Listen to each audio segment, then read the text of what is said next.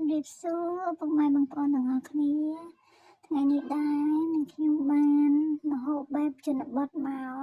កមុខទៀតណាបងប្អូនគឺសម្លប្រហើរបុកគ្រឿងជាមួយនឹងកូនត្រីចិញ្ច្រាត់បងប្អូនសម្រាប់បន្លែនេះដែរគឺបន្លែធម្មជាតិគៀនផ្ទះហ្នឹងបងប្អូនយើងបេះ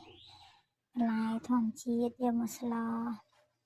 ហើយបន្លែសុទ្ធតែបន្លែសុខភាព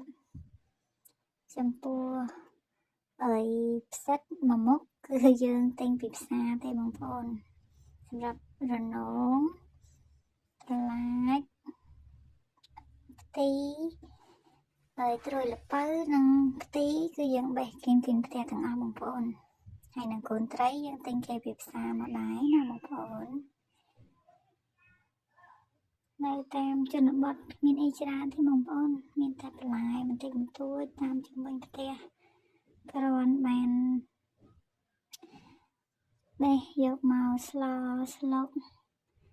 តាមបែបជនបទធម្មជាតិចឹងទៅក៏យើងបានសុខភាពល្អមួយយ៉ាងដែរកុំឲ្យយើងទិញបន្លែផ្សារសតចឹងក៏ពិបាកដែរចឹងណាបងប្អូនកូនត្រីកំពឹសលាយគ្នាបន្តិចបន្តួចបង្កើតបានសម្លប្រហើរបុកគ្រឿង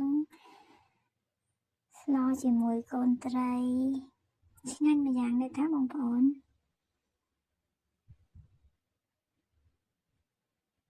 ហើយក៏មិនមានអីច្រើនទេបងប្អូនមានតែប៉ុណ្ណឹងសម្រាប់បង្ហាញជូនពុកម៉ែបងប្អូនចឹងណាតែយើងអត់មានពីរបៀបធ្វើទេជំរាបលា